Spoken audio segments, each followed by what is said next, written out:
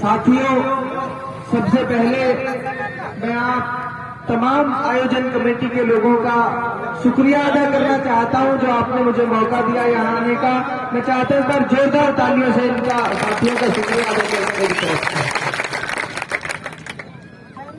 मेरे बड़े भाई आदरणीय वाजिब अली साहब, लखवी सरपंच साहब, रईस भाई, दिलशेर भाई, हब्बी सरपंच साहब, इस्लाम सरपंच और तमाम मंच पर बैठे हुए इलाके के जिम्मेदारान और इलाके से आए हुए तमाम मेरे नौजवान साथी और इलाके के बुजुर्ग और मीडिया के बंधु, सबसे पहले तो मैं आप सबका आभार भी व्यक्त कर देता हूं और आप लोगों का धन्यवाद और शुक्रिया अदा कर देता हूं।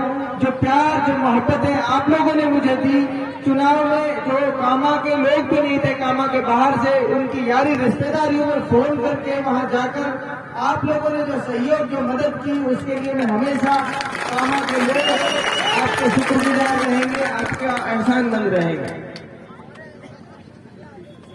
राजनीति की बातें 6 महीने से कर रहे हैं, मैं समझता हूं अब उससे बाहर निकलकर हमें थोड़ी तनाव को कम करने वाली बातें करनी चाहिए जिससे थोड़ा स्ट्रेस कम हो। और मैं समझता हूं चुनाव अभी भी ऑन मोड में है, कभी महसूस ही नहीं हो रहा। वाजिब अली भाई गांव में जाते हैं तो मेला लग जाता है, हम कभी गांव में चले जाते हैं, लोग सड़कों पर रोक के खड़े हो जाते हैं। हमारे तो, बल्कि मैं वाजिब भाई का प्रोग्राम देख रहा था, लोग कह रहे हैं भाई हमारे तो मेरे आदमियों हारे जीते से कोई फर्क नहीं पड़ता, ये ताकत है। जो प्यार, जो मान सम्मान आप लोगों ने दिया, ये यकीनन जनता के बनाए हुए लोग हैं, ये लोगों के बनाए हुए लोग हैं, लोगों की मोहब्बतों के बनाए हुए लोग हैं। तो मैं चाहता हूं वाजिब भाई के एक बार जोरदार तालियां एक बार बजा दें। जो साहस, जो हिम्मत, जो जज्बा, जो उम्मीद आपने इस इलाके को दी वो ऐतिहासिक है, उसका कोई मोल नहीं। मैं चंद शब्दों में यूं कहना चाहूं कि हजारों साल नरगिस अपनी बेनूरी पर होती है, हजारों साल नरगिस अपनी बेनूरी पर होती है।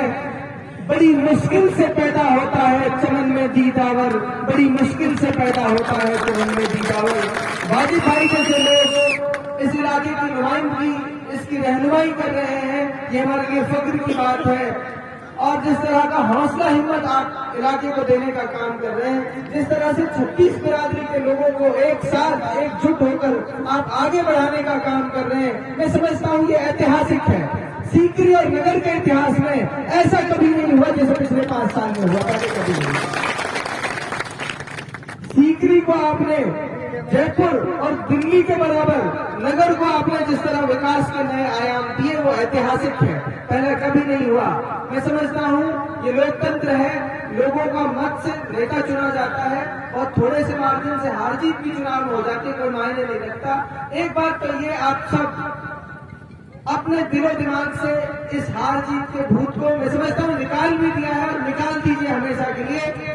आप भाई जैसे लोग आपके साथ खड़े हैं, हम जैसे साथी इनके साथ कंधे से कंधे मिलाकर खड़े हैं, आपको चिंता करने की कोई जरूरत नहीं है, निश्चिंत रहेगा। पहली बार मेवाड़ में एक चीज नई देखने को मिली, हार कर कोई व्यक्ति, जनप्रतिनिधि, जनता के नेता हार कर पहली बार लोगों का धन्यवाद करने जा रहे हैं, ये मेवाड़ में पहली बार हुआ है। और जो तानाशाह लोग जो ये समझते थे हमारी बापों की है ये इलाका, यहाँ की राजनीति, यहाँ का हमारे बाद हमारी नस्लों की ये विरासत है, उनको उनके मुंह पर तमाचा मारने का काम आपने किया। ये ताकत है नौजवानों की और ये दिशा और दशा है जो आने वाले मेवाड़ को देखने को मिलेगी। इसके लिए आप सब मुबारकबाद के मुस्तहिक हैं, आप सब धन्यवाद के पात्र हैं। खेल के आयोजन पर राजनीति से बाहर निकलकर मैं फिर कहता हूं, मेरे भाई हैं, मेरे भाई दिलशेर, आपने भी जो हमारे इलाके को हिम्मत हौसला देने का काम किया वो भी कामा के इतिहास में ऐतिहासिक है, ऐतिहासिक। जिस इलाके को लोग ये कहते थे कि इस इलाके में तो इस तरह की लड़ाई की, इस तरह के संघर्ष की कोई उम्मीद नहीं कर सकता, उस इलाके में रईस भाई, फारूक भाई, इन तमाम नौजवानों ने जिस तरह की जद्दोजहद, जिस तरह का संघर्ष हब्बी सरपंच, इस्लाम सरपंच जैसे लोगों ने जिस बेबाकी के साथ जिस तरह की लड़ाई लड़ी वो ऐतिहासिक है। और ये पूरी मेवात के लिए मिसाल है कि जो रूढ़िवादी, जो परंपरावादी राजनीति चल रही थी, उस राजनीति का खात्मा होगा और नई तरह की राजनीति की शुरुआत होगी। ऐसी राजनीति की शुरुआत कि चंद नौजवान अगर ये चाह ले कि हमारे नेता को हमारे बीच इस ग्राउंड में होना चाहिए, तो नेता मजबूर हो जाए उन नौजवानों की आवाज पर बोल रहा है। ये बदलाव की शुरुआत है। ये नौजवानों की ताकत का एहसास हमने किया।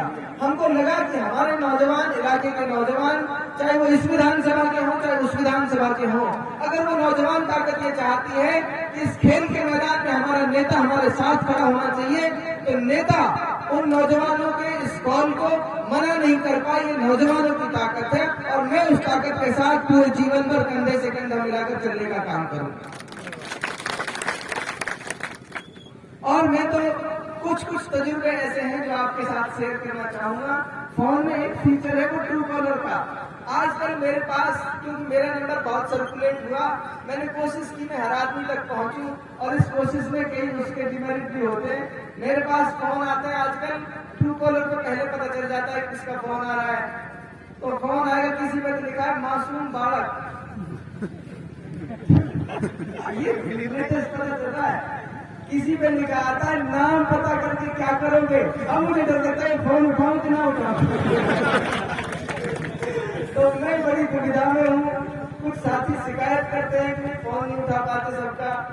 उसकी वजह यह है कि कहो तो रात को 2 बजे भी बच्चे फोन कर रहे हैं, आवाज मुख्तार बोल रहा हो क्या, नंबर चेक कर रहा, पर्चा में देखो। तो ये कई बार शिकायत रहती है। वाजिब भाई से अगर किसी की इस तरह की शिकायत है तो मैं उनको समझ सकता हूँ। पहले मुझे कई बार लगता था कि सबकी फोन उठाना चाहिए, लेकिन कई बार मजबूरी रहती है नेता की भी। और सीकरी में जब आया, ताज्जुब की बात है, मैं इसलिए बताना चाह रहा हूँ। जैसे मैंने सीकरी में एंटर किया तो कुछ लोग 11 बजे से फोन कर रहे थे। तो सीकरी में घुसते ही ट्रू कॉलर का अलग अंदाज है। सीकरी में घुसते ही ट्रू कॉलर को जो नाम आता है कहते हैं रेड बुल के दीवाने, रेड बुल के बादशाह। तो आपने रेड बुल और इसको जो एक ब्रांडिंग दिया, मैं तो कहता हूँ करोड़ों रुपए रेड बुल को आपको देने चाहिए उनके प्रचार के लिए। इतना बड़ा इंटरनेशनल ब्रांड एम्बेसडर उनको मिला। खैर बहरहाल उस संदेश को मैं आपके साथ फिर इलेबोरेट करना चाहता हूँ। जिस तरह के सदमे में तीनों विधानसभा सीटों को हारने से इलाके के लोग थे, जिस तरह की मायूसी इस इलाके में, बल्कि मैं कहूँ पूरी मेवात, हरियाणा मेवात से मिलाकर राजस्थान मेवात के सारे सीटों पर जिस तरह की मायूसी थी, उस मायूसी को उस 30 सेकंड के वीडियो ने सच में रफू चक्कर कर दिया। चुनाव के हार की चर्चा खत्म हो गई। ये बहुत बड़ी ताकत और हिम्मत देने का काम था। उसका कुछ लोगों ने गलत आशय निकाला। उनसे भी मैं कहना चाहता हूँ, बहुत पॉजिटिव व्यक्ति है, ऐसा व्यक्ति है जिसने विकास की, डेवलपमेंट की राजनीति शुरू की इस इलाके में, जिसने मेवात इलाके को ये बताया कि किस तरह से इस इलाके को आगे बढ़ाया जा सकता है। जिस व्यक्ति का मैं अपने चुनाव प्रचार के दौरान जब डेवलपमेंट की बात करता था तो मुझे लोग कहते थे छोटा वाजिब है, मुझे लोग कहते थे इसमें हम दूसरा वाजिब देखते हैं। तो ऐसा व्यक्ति, इतना पॉजिटिव आदमी मेवात की राजनीति में है, जो मैं यकीन दिला सकता हूं, जो मैं भरोसे के साथ कह सकता हूं कि 36 बिरादरी के लोगों को इंसाफ के तराजू में तोलने का काम कोई कर सकता है तो वाजिब भाई है। पर जोरदार तालियों से और फिर चंद शब्दों के साथ आप सबसे सिर्फ इतना कहूंगा, खेल के माध्यम से समाज में एक पॉजिटिविटी आती है, एक सकारात्मकता आती है। और खेल हमें हार और जीत को बर्दाश्त करने का की कला भी सिखाता है, आदत भी हमको सिखाता है। मैंने कभी चुनाव को इससे ज्यादा हावी अपने ऊपर नहीं होने दिया। जिस तरह क्रिकेट और खेल के मैदान में कभी हार जीत हो जाती है, तो चुनाव भी एक ऐसे ही खेल में हमने लड़ा, और इसलिए लड़ा कि हमारे इलाके की जरूरत थी, मेवात की जरूरत थी कि उसकी आवाज कोई बने, उसके नौजवानों की आवाज कोई बने, उसकी बेहतरी और भलाई की कोई बात करे। इस मुद्दे पर हमने चुनाव लड़ा, तो उसमें भी हार जीत हो गई। तो वो खेल के मैदान की हार जीत जैसा ही है। हम खेले तो खेल के मैदान में हम भी बहुत बार हारे, बहुत बार जीते। इसलिए खेल हमें बहुत इस सब तरह के संघर्ष से लड़ना सिखाता है।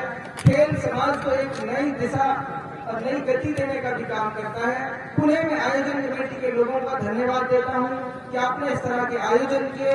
इसके साथ साथ मैं आपको एक बात कहता हूं, आपकी बड़ी जिम्मेदारी है कि निष्पक्ष रूप से ये टूर्नामेंट कराया जाए। किसी भी तरह की बेईमानी खेल में होती है तो ये मान लो वो समाज का आईना दिखाता है, समाज को हमें बताता है कि समाज में किस तरह की अन्यायपूर्ण व्यवस्था है। जब खेल में न्याय होगा, खेल की व्यवस्था में न्याय होगा, 100% ये मान लीजिए समाज में उसका बहुत बड़ा संदेश जाएगा। आप ईमानदारी से प्रतियोगिता कराइए, जो अच्छा खेलेगा, जो बेहतरीन खेलेगा, चाहे वो हमारी गांव